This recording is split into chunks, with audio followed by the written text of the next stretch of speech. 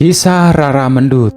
Rara Mendut atau Roro Mendut dalam bahasa Jawa adalah seorang gadis yang cantik berpendirian teguh.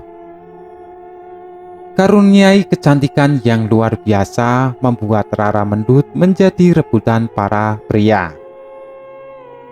Mulai dari kalangan rakyat biasa, bangsawan hingga panglima perang. Suatu ketika, Rara Mendut diculik oleh Adipati Pragola II, penguasa Kadipaten Pati, untuk dijadikan selir. Namun, sebelum menjadi selir Adipati Pragola II, Rara Mendut direbut oleh Panglima Perang Kerajaan Mataram, Temenggung Wiraguna, untuk dijadikan selir pula. Bagaimana nasib Rara Mendut selanjutnya? Berikut kisahnya dalam cerita Kisah Rara Mendut. Dahulu di pesisir pantai utara Pulau Jawa, tepatnya di daerah Pati, Jawa Tengah, tersebutlah seorang desa nelayan bernama Teluk Cikal. Desa itu termasuk ke dalam wilayah Kabupaten Pati yang diperintah oleh Adipati Pragola II. Kabupaten Pati sendiri merupakan salah satu wilayah taklukan dari Kesultanan Mataram yang dipimpin oleh Sultan Agung.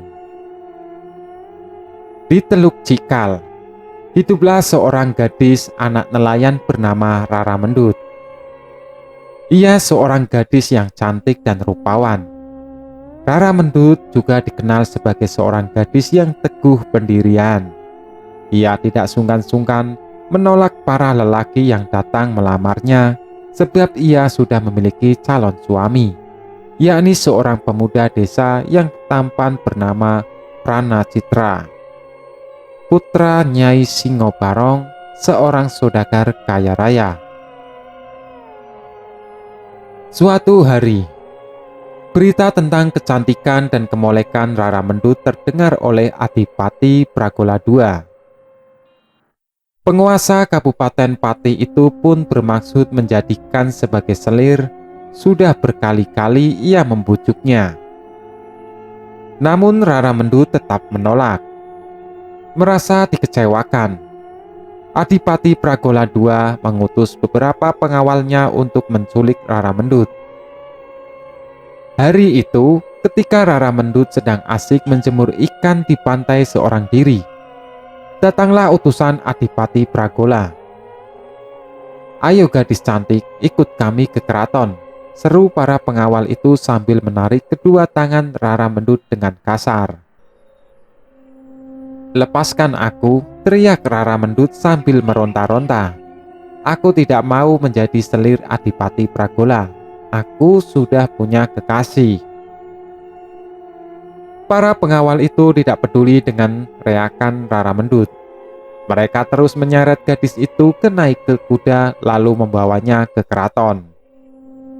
Sebagai calon selir, Rara Mendut dipingit di dalam puri Kadipaten Pati di bawah asuhan seorang dayang bernama Ni Semangka dengan dibantu oleh seorang dayang yang lebih muda bernama Genduk Duku. Sementara Rara Mendut dalam masa pingitan, di Kabupaten Pati sedang terjadi gejolak. Sultan Agung menuding Adipati Pragola II sebagai pemberontak karena tidak mau membayar upeti kepada Kesultanan Mataram. Sultan Agung pun memimpin langsung penyerangan ke Kadipaten Pati. Menurut cerita, Sultan Agung tidak mampu melukai Adipati Pragola II karena penguasa Pati itu memakai kere wajah dalam kurung baju syirah yang tidak mempan senjata apapun. Melihat hal itu, Adi pemegang payung sang sultan yang bernama Ki Nayadharma pun berkata, "Ampun Gusti Prabu, perkenankanlah hamba yang menghadapi Adipati Pragola." Pinta Ki Nayadharma seraya memberi sembah. "Baiklah abdiku, gunakanlah tombak baru gelinting ini," ujar sang sultan. Berbekal tombak pusaka baru gelinting, Ki Nayadharma langsung menyerang Adipati Pragola II. Namun, serangannya masih mampu ditepis oleh Adipati Pragola II. Saat Adipati itu lengah, Ki Nayadharma dengan cepat menikam pusaka baru glinting ke bagian tubuh sang Adipati yang tidak dilindungi oleh baju zirah. Adipati Pragola pun tewas seketika. Sementara itu, para prajurit yang dikomandani Panglima Perang Mataram, Temenggung Wiraguna, segera merampas harta kekayaan Kadipaten Pati, termasuk Rara Mendut. Temenggung Wiraguna langsung terpesona saat melihat kecantikan Rara Mendut. Ia pun memboyong Rara Mendut ke Mataram untuk dijadikan selirnya. Temenggung Wiraguna berkali-kali membujuk Rara Mendut untuk dijadikan selir, namun selalu ditolak. Bahkan di hadapan Panglima itu, ia berani terang-terangan menyatakan bahwa dirinya telah memiliki kekasih bernama Pranacitra. Sikap Rara Mendut yang keras kepala itu membuat Temenggung Wiraguna murka. "Baiklah Rara Mendut, jika kamu tidak ingin menjadi selirku, maka sebagai gantinya kamu harus membayar pajak kepada Mataram," ancam Temenggung Wiraguna. Rara Mendut tidak gentar mendengar ancaman itu.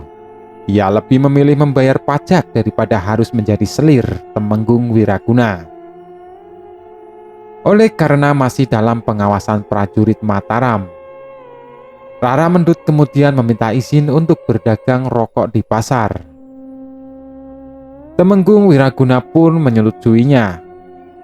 Ternyata dagangannya rokoknya laku keras. Bahkan orang juga beramai-ramai membeli puntung rokok bekas hisapan Rara Mendut. Suatu hari, ketika sedang berjualan di pasar, Rara Mendut bertemu dengan Pranacitra yang sengaja datang mencari kekasihnya itu. Pranacitra berusaha mencari jalan untuk bisa melarikan Rara Mendut dari Mataram. Setiba di istana, Rara Mendut menceritakan perihal pertemuan dengan Pranacitra kepada Putri Arumardi, salah seorang selir Wiraguna, dengan harapan dapat membantunya keluar dari istana. Rara Mendut tahu persis bahwa Putri Arumardi tidak setuju jika Wiraguna menambah selir lagi. Putri Arumardi dan selir Wiraguna lainnya yang bernama Nyai Ajeng menyusun siasat untuk mengeluarkan Rara Mendut keluar dari istana. Bersama dengan Pranacitra, Rara Mendut berusaha untuk kembali ke kampung halamannya di Kabupaten Pati. Namun sungguh disayangkan, pelarian Rara Mendut dan Pranacitra diketahui oleh Wiraguna. Pasangan ini akhirnya berhasil ditemukan oleh prajurit Wiraguna. Rara Mendut pun dibawa kembali ke Mataram. Sedangkan secara diam-diam, Wiraguna memerintahkan abdi kepercayaannya untuk menghabisi nyawa Pranacitra. Alhasil, kekasih Rara Mendut itu pun tewas dan dikuburkan di sebuah hutan terpencil di Ceporan, Desa Gandu, terletak kurang lebih 9 km sebelah timur kota Yogyakarta. Sepeninggalan Pranacitra, Temenggung Wiraguna kembali membujuk Rara Mendut agar mau menjadi selirnya. Namun usahanya tetap sia-sia. Gadis cantik itu tetap menolak. Sang Panglima pun tidak kehabisan akal. Ia kemudian menceritakan perihal kematian Pranacitra kepada Rara Mendut. "Sudahlah Rara Mendut, percuma saja kamu menikah dengan Pranacitra," ujar Temenggung Wiraguna. "Apa maksud Tuan?" tanya Rara Mendut mulai cemas.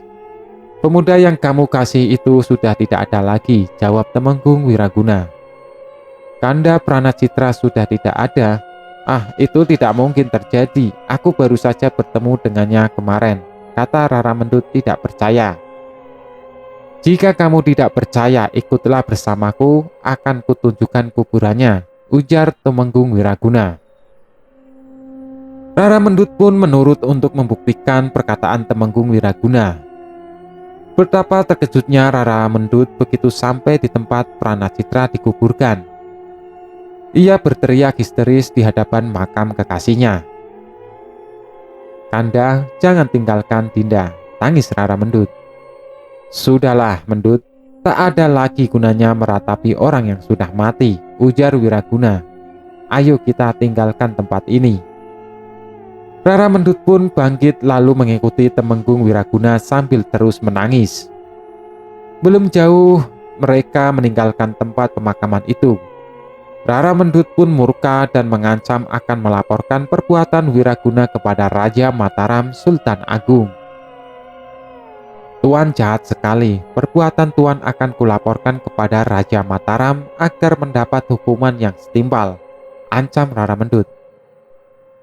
Seketika Temenggung Wiraguna menjadi sangat marah. Ia kemudian menarik tangan Rara Mendut untuk dibawa pulang ke rumahnya.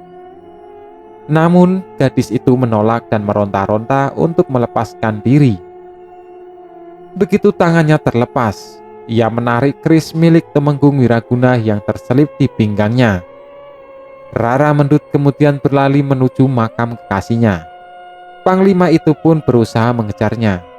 "Berhenti Mendut," teriaknya. Setiba di makam Pranacitra, Rara Mendut bermaksud untuk bunuh diri.